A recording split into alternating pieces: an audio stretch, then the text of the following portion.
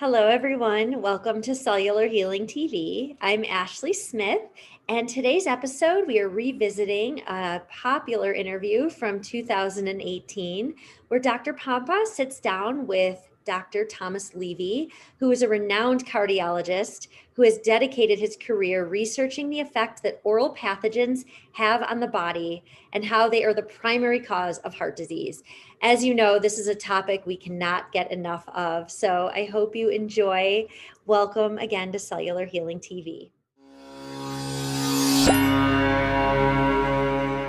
want to give thanks to one of our sponsors, CHTV. Look, at a time like this, I think that our immune system and keeping our immune system up right now is more important than ever. I can also tell you that I pay attention to the things that keep my immune system on par and healthy. So glad that CHTV is one of our sponsors here on Cell TV, and it's a product that I use, my family uses, and hopefully you'll check it out. And by the way, you can check it out with the link right here below. If you want to try a free bottle, you can actually get a free bottle, just pay the shipping, and I think you'll reorder after that, but check it out. If you're listening to this podcast and want to access the amazing CHTV product Dr. Pompa just mentioned, please visit freeimmunity.com. Again, that's freeimmunity.com. All right, welcome, Dr. Tom Levy. Thank you for being here. This is a special series that we're doing from the SOPMed conference, and you were part of the mastermind last night as well, where we're looking at the future of medicine. And the topic that we're going to discuss here, I felt came up. I sure hammered it home, and you did too. So you have to wait to see what that topic is. But man, you changed my life, and my viewers have heard me talk about my experience and my story. It was I don't know, was it your first book? Probably not. But it was one of your original books. That was my 10th book. Okay, 10th book shows you how, gosh, that was a long time ago. That was back in 2000. But his book called The Roots of Disease. I read his book, and it convinced me to get my root canal out. I had no pain. On plain films, it looked perfectly normal. We're going to emphasize that. But yet, when I read your information in The Roots of Disease, and you authored that, co-authored it with Hal Huggins. No, with Robert Kulak. Oh, right, that's right, correct. But it was my searching through Hal Huggins that led me to that book. Correct. And that's when I said, it may not have been why I got sick. However, it could have been a part of how I got sick because it's the perfect storm. But I was convinced that I wasn't going to get well, possibly with that root canal in my mouth. So thank you, right off the top. So, and I thanked you yesterday. Yeah. Always glad to hear a story with a happy ending. Yeah, no doubt about it. And I, back then, just went with this Maryland bridge, and we can talk more about options there as well. But not that he's a dentist, you're actually a medical doctor. So let's start there. Tell your story. I mean, how does a cardiologist end up writing books about dentistry? And by the way, I'm going to promote your new book right now because it's The Hidden Epidemic, and I see a lot of teeth on the front. So once again, this is another dental book written by a medical doctor, cardiologist.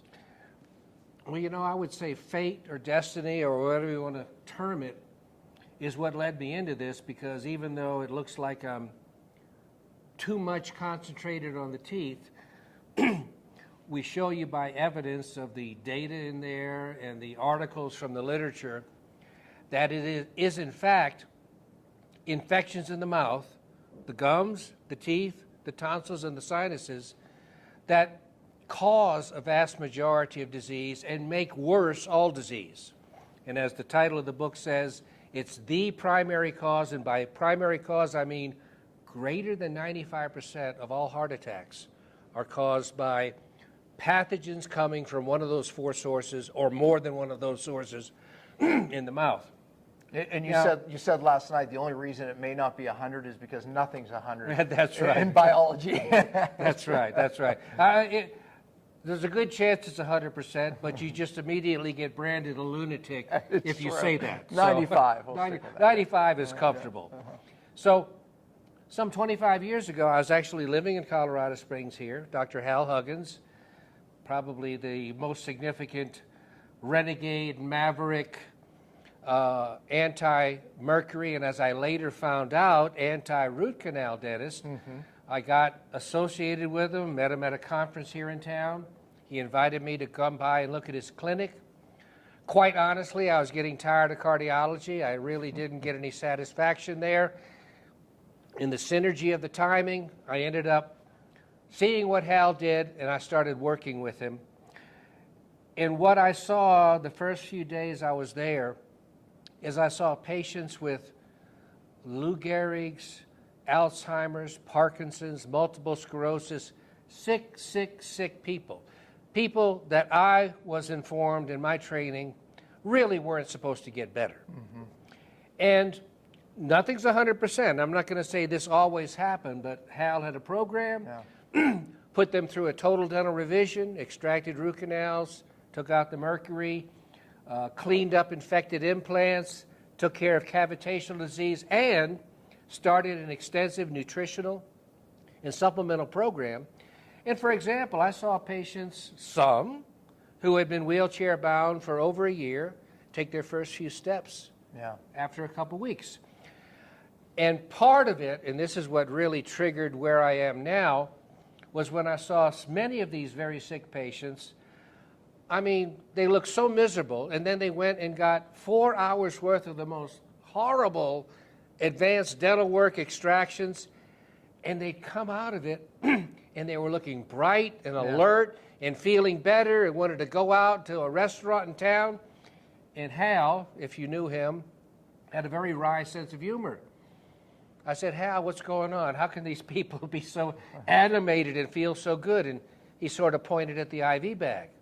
And I said, well, thank you, Hal, but that doesn't help me a whole lot. I've get a lot of IVs in my life. They haven't had this effect. He said, well, it's what's in it. I said, what's in it? Obviously. He said 50 grams of vitamin C.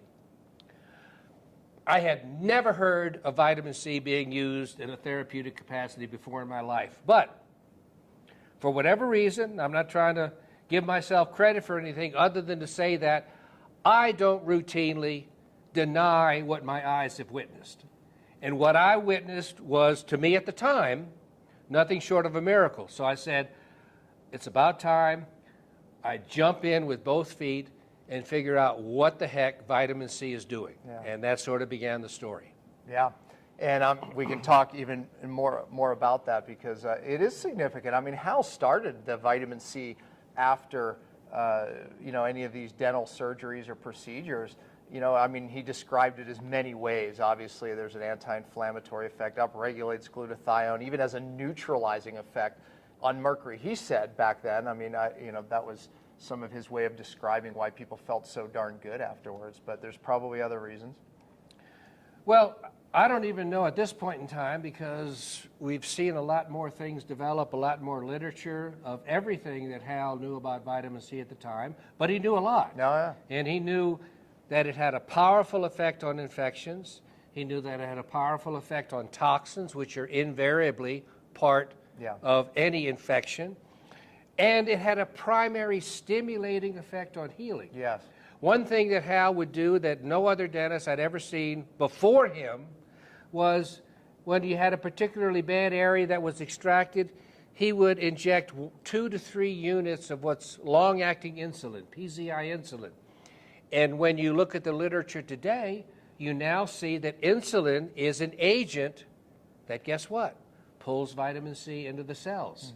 So Hal was using an agent that pulled the vitamin C into the cell and accelerated the healing. So he was a man way ahead of his time. Yeah.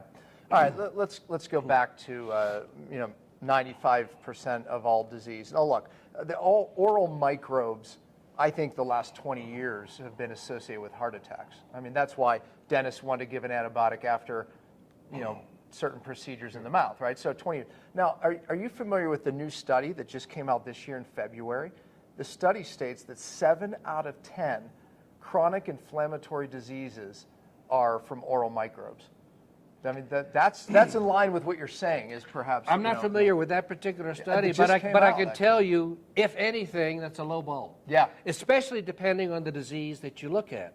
We now know from studies from 2013 to the present that In one study, 100%, 34 out of 34 plaque specimens that were pulled out of coronary arteries at atherectomy, that's where you sort of do a roto-rooter and pull the plaque out, they sent those off for analysis, and they found an array of over 50 different pathogens of oral origin, and in each particular plaque had at least between 2 and 9 different pathogens in it, okay? Now, plaques should be sterile, or at the very least, they shouldn't have any significant microbial contamination. But in this case, and in other cases, the concentration was substantial, not incidental. And it was always from the mouth. Yeah. Okay, so the evidence is now very clear that pathogens from the mouth are not associated or linked to heart disease. They are the direct cause. Yeah. Because in another study in 2013, they pulled the blood clots out of patients who had acute MIs, examined them, and not only did they have these pathogens most of the time, they had them in a concentration of 16-fold, 1,600% higher than the surrounding plasma. Now, you didn't have a sterile blood clot that suddenly got colonized. You got a blood clot that formed because of all the pathogens that were there. So we got to stop trying to gloss over and minimize the impact of this by saying, oh, it's associated, it's linked. Yeah. Well, yeah, it is, but we now have the evidence to show that the association and that link is cause and effect. I'll share that study with you because it's your point. I mean, it's showing causative factors. 7 out of 10, like you said, that's probably an underestimation.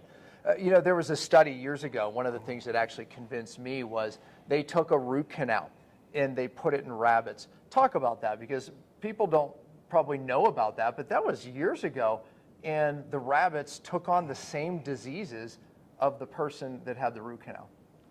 Well, probably one of the greatest scientific minds, in my opinion, of the previous century was of Dr. Weston Price. Yeah. He was a dentist who did a lot of primary research, and in this particular case, although he did many, many, many other things, he would extract root canals from individuals that had a neurologic disease, a heart disease, an arthritic disease, okay?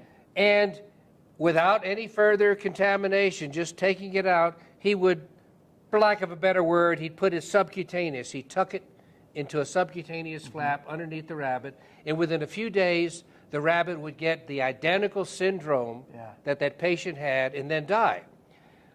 And this might be cruelty to rabbits, I don't know if you want to say that, but he would then take that tooth and he would show that same tooth in 40 consecutive rabbits would cause the same syndrome and death within a few days.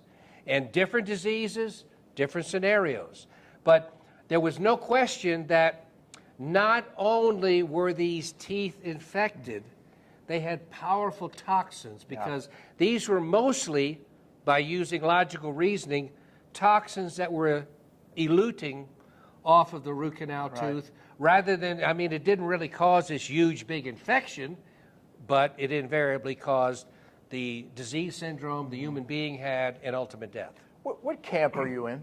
In the alternative dental world, and even in the alternative world, there's two camps. There's one that amongst the biological dentists that believe you can do a root canal safe, and there's one that believes that you can never do a root canal safe. Well, I have to be balanced there. Now, all the time I was working with Hal, it was like root canals, never, always toxic, etc. What I've discovered since might have my former mentor flipping in his grave a little bit, but we've had some, in the context of writing this new book, Hidden Epidemic, root canals are 100% infected, all of them. Yes. And we also That's have important. a subset of teeth that are asymptomatically infected. They've never been worked on, but we see on x-ray a big abscess.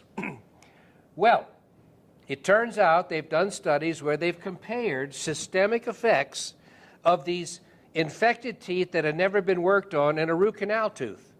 And the root canal tooth shows substantially less toxicity than this tooth that is infected but has never been taken out or operated on.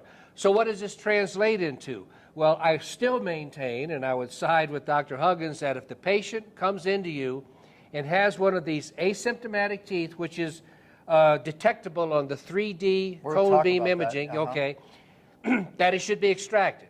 I mean, if the patient says, Dr. Dennis, do what's best for my health, no question, the tooth should come out, and you follow it with an implant or leave it alone, depends. But the patient plays a role in their dental and their health care. So what do you do when the patient says, no, you can't extract that tooth? Right. It feels fine. You don't have my permission to do that. Do whatever else you think is best for it, but without extracting the tooth.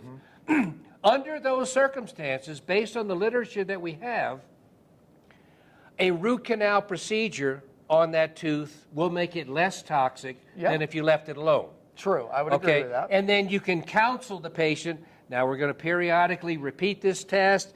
If there's a big, huge abscess growing back on this tooth, or if your blood work, your C-reactive protein is getting bad, or other metabolic syndrome blood work's getting bad, I'm going to encourage you very strongly to get it extracted. But if none of that happens and all your blood work stays good, we'll leave it as it is.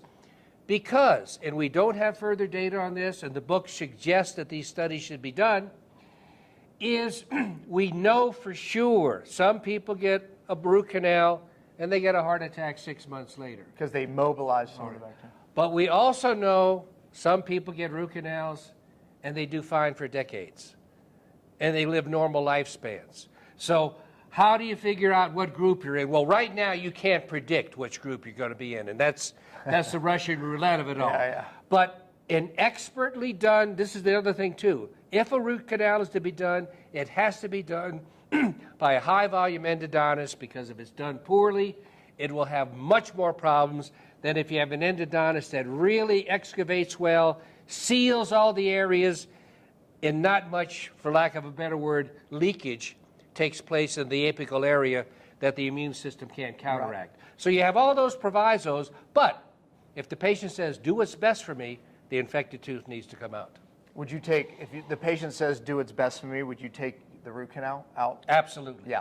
Okay, explain to them why every root canal, actually, even with the best methods, has anaerobic bacteria, which are these bacteria that really cause a lot of these problems that we're talking about. Well, even though most of the time the tooth that you're going to do a root canal on is already infected, sometimes that's not the case.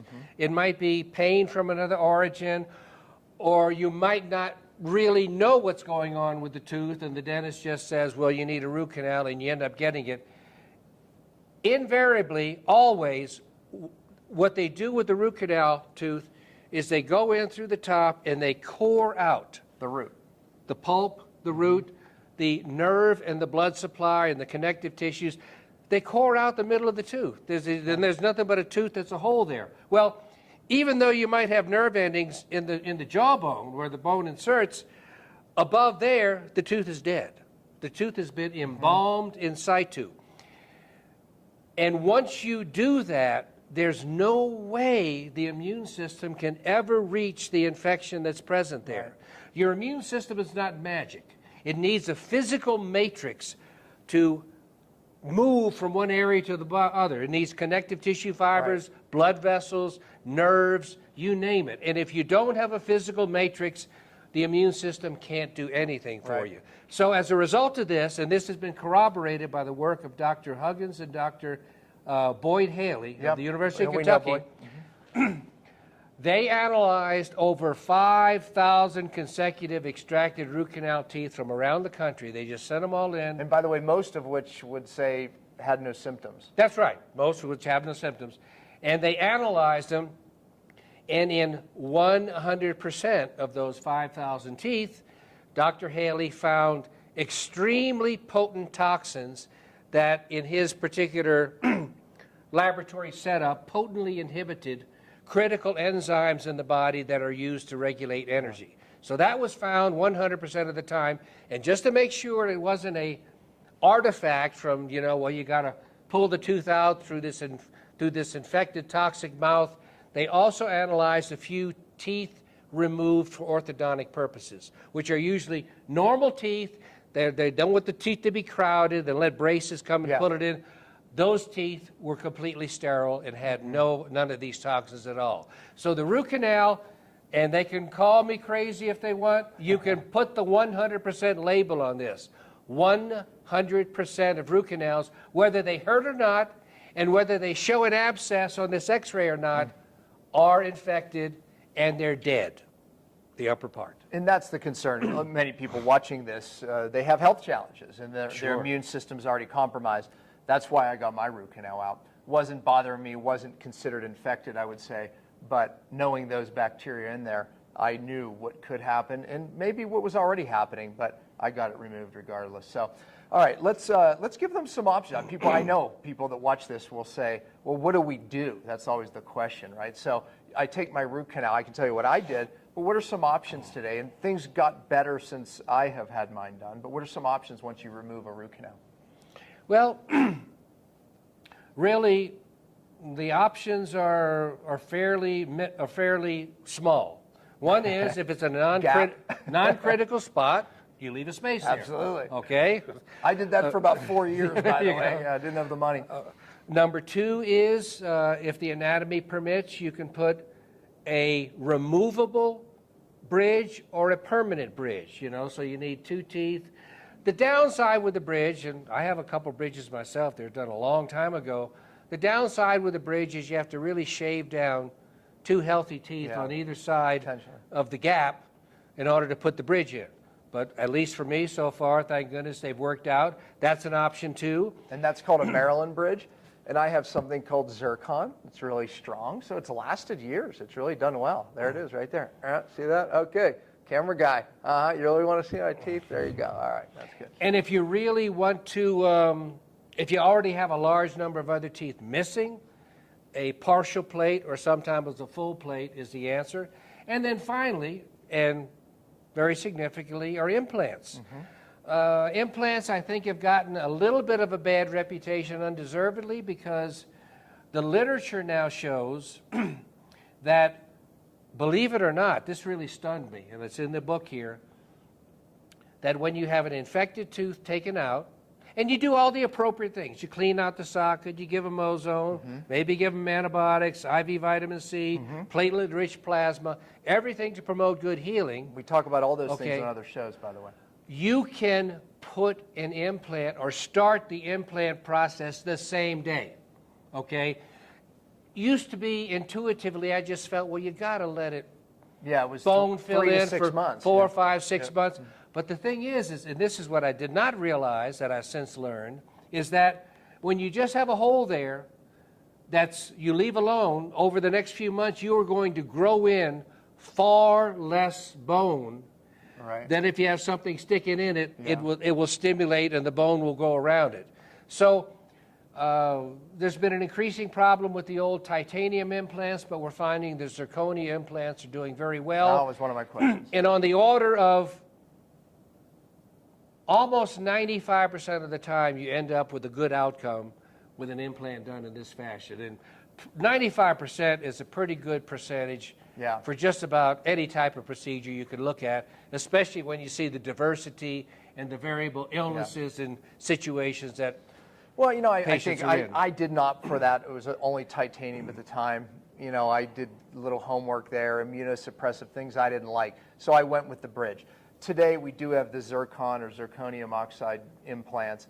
And with the PRF, stem cell, really, basically activating your own stem cells, I think they can be done safely now. So yes. I would have opted for an implant, a zircon implant today. And it's important, that the patient gets education, because if the procedure is done well at the outset and the patient understands the care that they need to place, these things really never become infected unless you neglect the gum lines around it, because that's big. If you let the gums become inflamed, you have a new portal of entry for brand new bacteria to come in, work their way down. They will. And you develop an infection, and sometimes that can be resolved because you're not dealing with an infection inside the implant, just in the surrounding bone. But most of the time, once an infection sets up at an implant, it's got to come out. I just popped into my mind, before we exit this conversation of root canals and move on to other things, the fact is, and someone brought it up last night, I think it was Dr. Zach Bush, that just a dead tooth in the mouth, what does that do to the immune system? What is your feelings on that? Meaning that you said, and I agree, that there could be a need for a root canal or someone has it in, but it's a dead tooth. Is that a problem?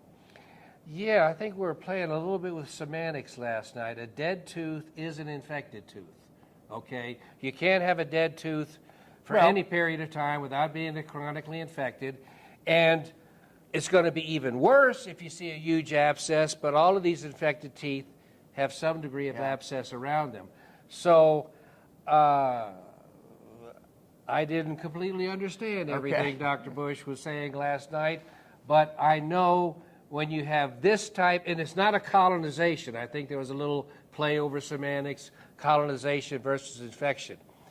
Colonization is when you have a few bacteria, no systemic impact is taking place, and you're certainly not having secondary phenomena like pus and abscess formation.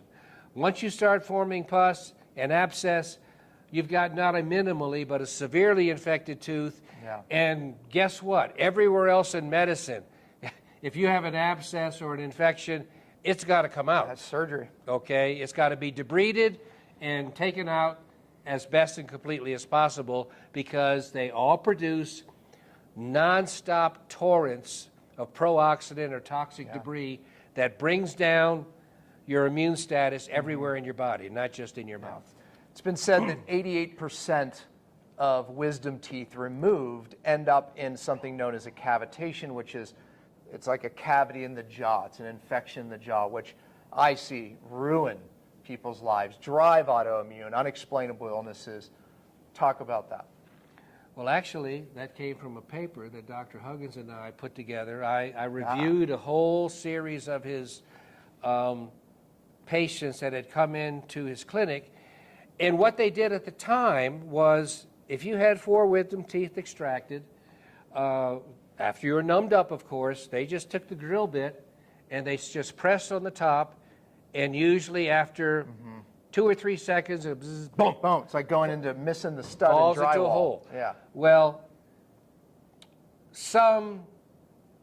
I'm not going to be a little off on my numbers, but some 75 to 80% of people that had 4 wisdom teeth extracted had at least 3 cavitations by falling in, and very high in the 90s, people that had those extracted had 1 or more. Yeah. Okay, so it's not rare. That's the point to make. It's not rare, it's expected. When you do an extraction, a typical extraction does not involve a routing out of the extraction site, because the tooth sits in a strong ligamentous, almost like hammock. It's like a shock absorber for the tooth. Odontoid ligament. Periodontal ligament, okay? And when you don't extract that ligament, guess what? You have a hole here, you have ligament, and you have normal bone cells here. Well, the normal bone cells don't know the tooth is gone because it still sees the ligament. So you've lost the natural stimulus for bone to come in. And instead, the bone senses where the ligament ends at the top of the extraction site, goes over, and then fills in a little thin cap of bone over top. Is the infection in here, the cavitation. Correct. Right. And, it even happens with people who got the ligament removed, which I would have said is a better job, just because even the anesthetics they use perhaps for vasoconstrictors, lack of blood flow in the area, therefore infection still formed.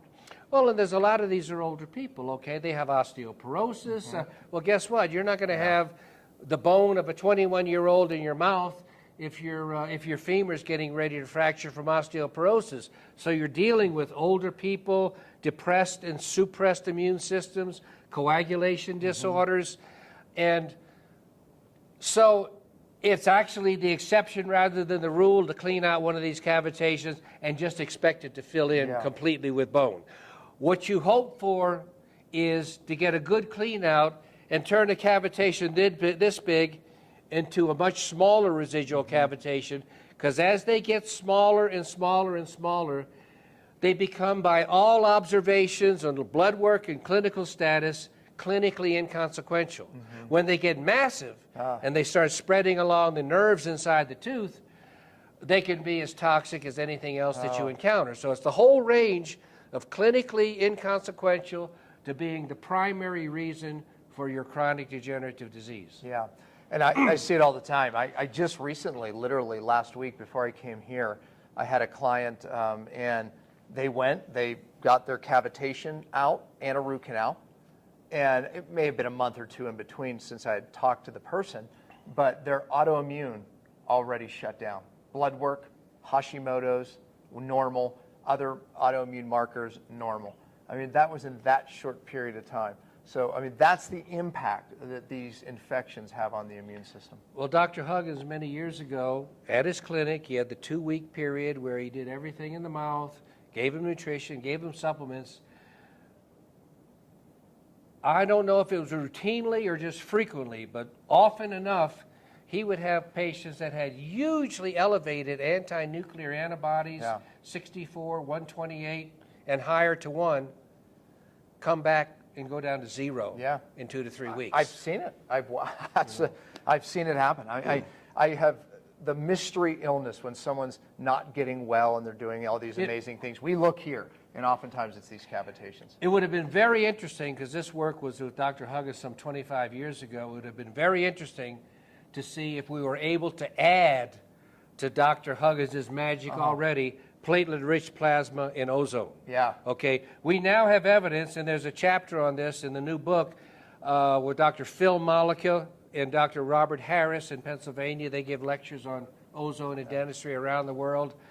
Dr. Malika has been able to show that when you're persistent with ozone injections directly in the cavitation, no surgical intervention, which is almost crazy to us old-timers, you can start to see the growth of new bones start to fill in the cavitation. I'm going to show a video this evening in my lecture, and it's Dr. Robert Rowan. He's speaking at one of my future seminars, but he has many YouTube videos of literally people, not even being able to walk. I'm thinking of the one that I'm showing this afternoon, and he injects number 215, and next scene, she's walking without her walker, without pain, and she's crying because she's the first time.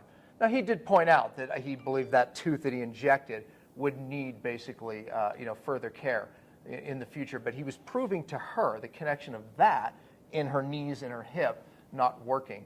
And that connection's real. What about the meridians? There's nerve connections between these teeth in certain places of the body as well. My take on meridians is they're multiplicative factors, okay? If you have an infected tooth, whatever problems you're having are going to be multiplied manyfold and more concentrated on a certain organ system if they're in a particular location. But that said, even if they're not in a meridian of note, they're still going to cause you significant problems if you don't get them taken care of. I guess a current terminology would say that meridians massively upregulate the toxicity and the pathology of these infected teeth. Well, look, in the past, you had brought something up. You said we had to, and this happened to me. I had a wisdom tooth removed years ago, and when I was getting all of my dental work done, he drilled in, and he found a little hole, and he just kind of hauled it out, right? So that was the old way of detecting. And then there was these Cavitat machines, these ultrasounds. They're still around. But today we have a different tool that I'm a big fan of, and you and I both believe that everybody watching this should get this done just like any other test. Talk about it. Just as much as if you're going to see the doctor for the first time, should you get a fasting blood sugar? Absolutely. Yeah. That's the only way you're going to know whether or not you're already diabetic, you're pre-diabetic, you're not in danger of diabetes, or you got a blood sugar of 300 and you need insulin right away. Similarly, a lot of the pathology we talk about in the book, that's why it's called Hidden Epidemic, is because it's talking about not only root canal teeth, which you see the infection on with this new machine, but cone beam, a very large number, and this is revealed in the literature when I looked at the studies from around the world in different patient populations, a very large number, and by large number I mean between 5 and 15% of all adult teeth show up as being infected on this study. And these are asymptomatic, okay? They don't hurt the patient feels fine, at least with regard to their mouth, but it's becoming increasingly apparent that just nearly all our chronic degenerative diseases, which are already clearly shown to be linked to and often have a cause and effect relationship with periodontal or gum disease, well, guess what? The pathogens inside these infected teeth are the same array of pathogens that were present in the gums, except they represent a more concentrated presence of these pathogens, and they have a greater and more efficient delivery system because you can chew and not really squeeze on your gums. When you chew on a tooth that has an apical infection, you push pathogens and toxins into the bloodstream and into the lymphatics as or more effectively than if you took a syringe and pressed them IV. So these need to be found out about and addressed to give a patient their best chance at disease resolution. Go ahead. No, Especially with breast disease as well. Yeah, Okay. We didn't talk about that, yeah. I said we already have the evidence to show over 95% of heart attacks directly come from these oral cavity infections. Well, guess what? We have thermograms that show the red hot lines coming from these infected teeth coming right on down into the breasts. And when you get the breast lumps, even before you get the breast cancer, they light up like Christmas trees. And when you biopsy them, you find these typical, or at least one of these typical periodontal pathogens in there. You also see GI cancers, and they have the same pathogens down there because you swallow them. So you pass them through the lymphatics into your breast, through your bloodstream around to your heart, or you swallow them. Wherever they end up, they increase oxidative stress and are often the primary provoking reason for developing a cancer. I said this last night. It's frustrating to me because I get a lot of clients from these very prestigious doctors around the country. And invariably, these people still have root canals, cavitations. They hadn't had even a cone beam, which they should have had. And believe it or not, even some still have silver fillings.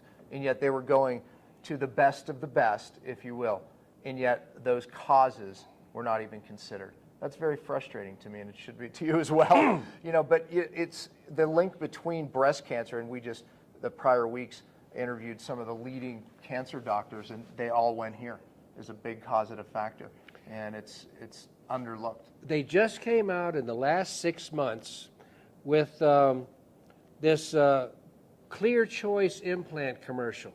Okay, where they're trying to promote implants, okay? And on one of them, they have this old guy sitting there walking along saying, well, my cardiologist told me that all heart disease starts in the mouth, and I better get these teeth taken care of first before I go see him. You could have knocked me out of my chair when I saw that. I mean, this is a nationwide commercial, so the barriers are slowly coming down. One of the things, I also work a lot with vitamin C, I said, and we now have what Dr. Marek did with sepsis and hydrocortisone and vitamin C completely blocking mortality from sepsis. And then a whole bunch of institutions in the States and around the world are now doing this work. That's a good sign, especially for one reason that nobody appreciates.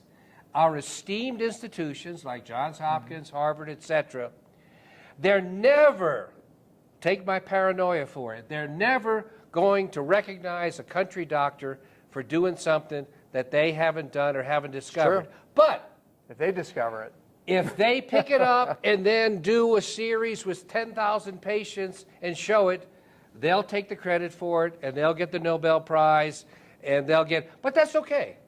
We know those people. Because then at least the people will have what they most deserve and what's going to give them their best chance of long-term health. So when I had a cone beam done, and first of all, I don't know if the camera guy there can focus in on the book, and I want to point this out. tell me when you're in. Are you in? Okay, so if you see right around here, you'll see a massive cavitation. This is the same film. Well, this is a plain x-ray that you get from your dentist. This is a cone beam that we're discussing that everybody should have. You can see the massive cavitation on the cone beam, but you cannot see it. This looks completely normal on the plain x-ray. So that's the point. You want to make another point on And this? not only do you see this huge abscess, when you come up close, you can see that the bony border Yes. of the sinus is completely eaten away, so that the abscess on the tooth is directly communicating with the sinus cavity. All of this, number one, asymptomatic, and number two, completely undetectable on the regular x-ray. Yeah, everyone needs this. You know, you actually brought something up that nobody really talks about. You talked about normal teeth that aren't root canals, that not post-extraction sites, possibly having cavitation. Why would they have cavitation, and does the cone beam pick that up as well? Well, that's a little semantics there. That you don't really have classical cavitational disease without an extraction. But in a very advanced patient, you will have cavitations that develop at an extraction site and literally burrow their way in the bone. That's what happened. To involve the apex of another tooth. That's what happened to me. So I didn't know. So we got this cavitation out, and then what had happened is the cone beam showed that it went under the tooth in front all the way out. I had to lose that tooth. And you'd have never found that on a regular x-ray and just My stay plain sick film the looked rest normal. of your life. My plain film looked normal. So despite my best efforts of taking care of myself, that cone beam saved my life. You know, no doubt, because I would have been sick 10 years, 5 years, who knows, whatever it was. For whatever miserable period of time you had left to live. Yeah, so the cone beam can show other teeth that may have been affected by other infections, is your point. Absolutely. Okay. All right, what about kids? Should a kid get a cone beam x-ray? Could they have cavitation? I would say routinely, no, you don't need to do a 3D on a kid. What you do need to do is, let's say, for example, you have your teenagers going to play high school football. I definitely feel their initial physical examination, just like the blood work, should have one of these tests. And when, hopefully, it comes back completely normal, and he or she develops a problem when they're 30, 35, 40, diabetes, arthritis, you name it, they redo the test and see if a brand new infected tooth has popped up. Now, on the other hand, with regard to kids obviously develop catastrophic and fatal diseases. Let's talk about leukemia. If you have a 5-year-old kid that has leukemia, you doggone better do one of these tests, because if there's an infected tooth there, and kids get infected teeth too, they have cavities, they dig in there, they get infected. If you have an infected tooth there in a kid with leukemia and you don't address that tooth, you have completely missed his one chance, her one chance at a long-term permanent cure. Dr. Tom, I've had people get cone beam x-rays and take them to their regular dentist, and the dentist looks at them and says, it looks fine to me. I go, and I send it to a dentist that, you know, looks more at these, and he goes, fine to them, and they see this massive cavitation. Well, I mean, I can see them on the cone beam. What's going on there? You bring up a great point, and I was going to try to mention this, and then turns out the question you asked leads me right into it, is as a cardiologist, we have a test called an echocardiogram. Now, I can read that echocardiogram without any information. I'm systematic, do all the measurements, look at the contractility, look at the valves, and reach my interpretation. But I will not get as much information out of that test as if the person ordering it says, look for vegetations on the mitral valve. Then I can look at it, I focus in, I can see something subtle. Same thing with this examination. This examination has an enormous amount of information on it. You see the head, the brain, you see, and unless you're specific, you need to say, I want the apexes of all the teeth examined in all dimensions. Okay. All dimensions. All right. Because when you got the controls here, It's a 3D x-ray. you could just sit there and rotate it around. You can see every possible angle.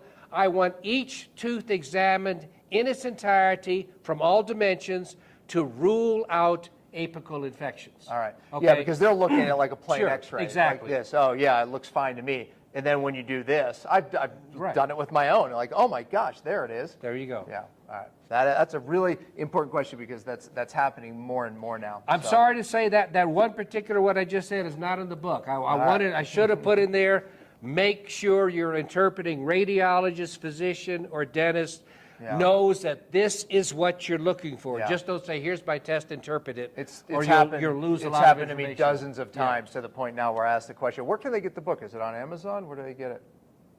Amazon and on my website, Tell them your website. peakenergy.com, Okay. P-E-A-K energy.com. Peakenergy.com. Yeah, and you won't have peak energy if you have these infections, that's for No, sure. it was a pretty good name for a That was, website. that was really good. In the heart, too. I get it. Okay. All right. See, now they're going to remember it. Okay, so beyond, you mentioned a few other things. I had amalgams. I really cleaned up my act, obviously, did it the right way. I mean, my protocols are how to get this stuff out of the brain safely. By the way, that's where a big problem, too, right? I mean, there's on the post side of this is the fact that most doctors, even alternative, they really don't go after it in the brain correctly. It turns to inorganic mercury. There it's locked. And I got it out of my brain, but the problem is I was left with pockets, infection, periodontal disease, even though that I was healthy and got my life back, which would have led to bigger problems. Well, and the other thing with, for example, mercury is most of the docs, unfortunately, are not that experienced in different protocols for detoxification. That's what I teach. And everything that you mobilize is not excreted. A certain portion of it gets redeposited into new tissues, okay? I use the expression detoxification is also retoxification. That's right. So you need to, especially when you're dealing with a type of detox that you know to be highly efficient, you need to give the patient coverage, not only with vitamin C, but with other antioxidants, so that, we talked about this in my previous talk, that all toxins are pro-oxidant. Vitamin C is your prototypical antioxidant. When you meet these toxins in the blood, you give them the electrons they're seeking and trying to get a hold of, and you've taken away their ability to poison the body.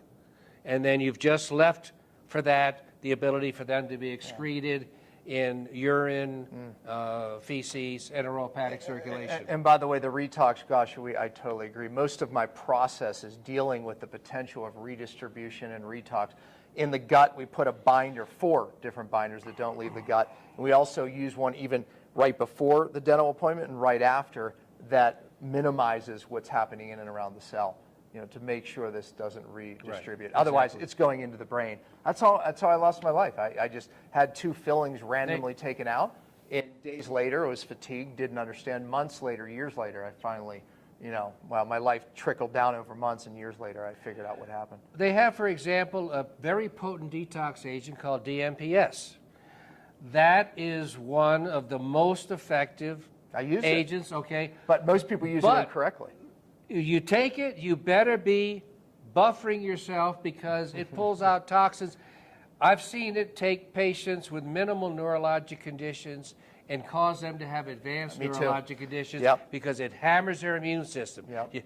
But I've also seen, or had related to me, it sounds incredible, but patients that have gone blind with mercury toxicity, and they start getting DMPS injections, and I don't know what the time frame was, a month or 2, they start getting their vision back.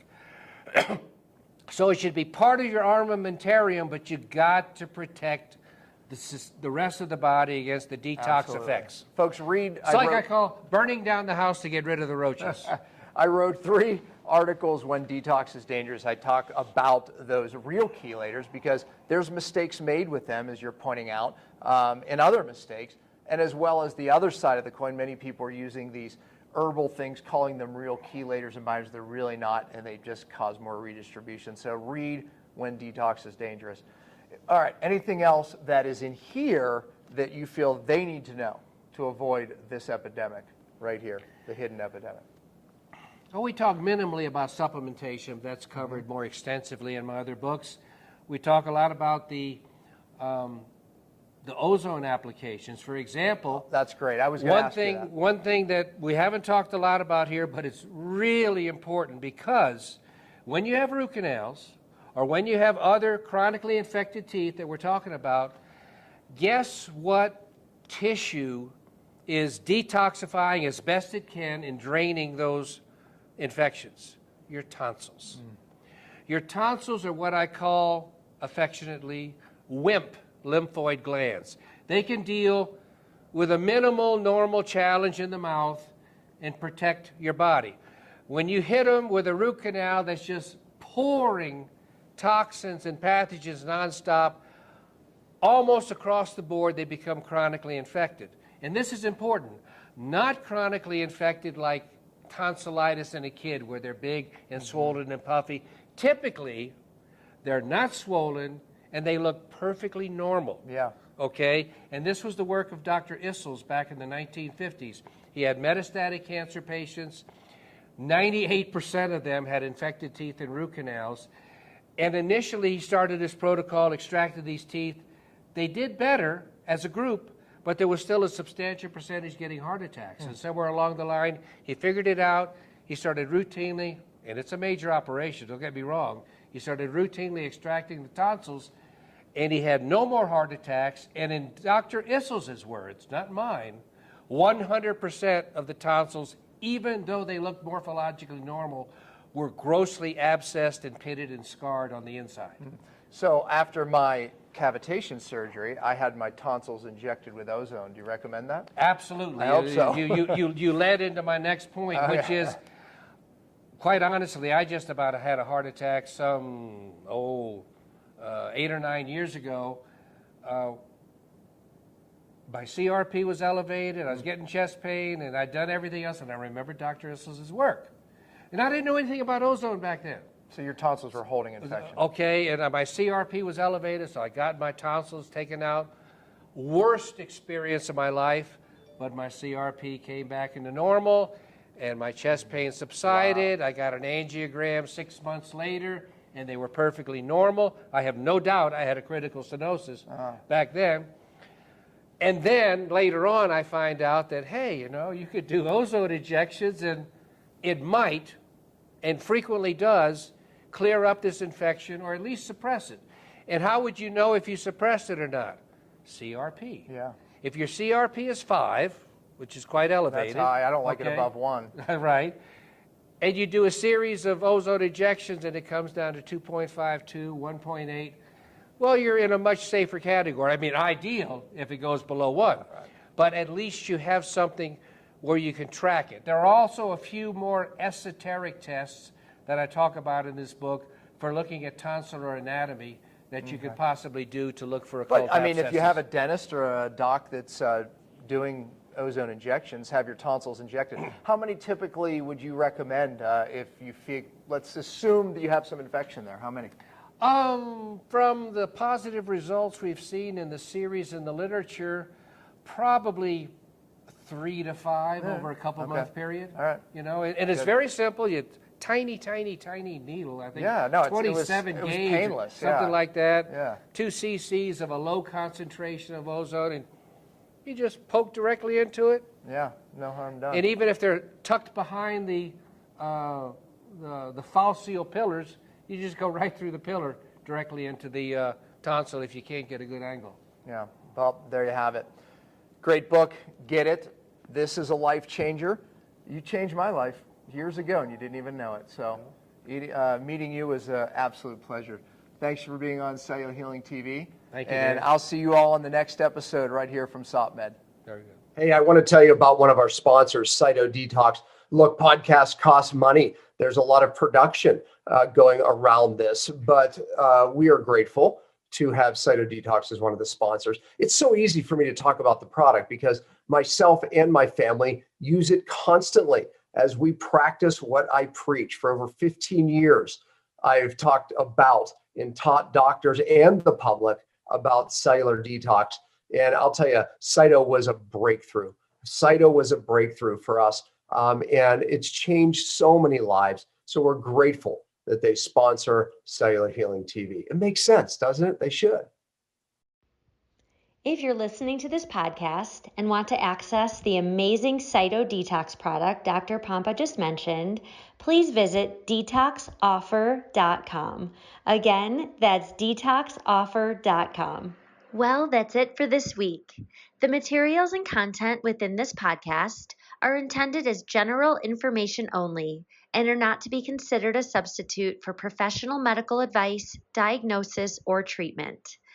If you would like to purchase some of the supplements mentioned on this show, please visit the site as seen on CHTV.com and use the code CHTV15 for 15% off.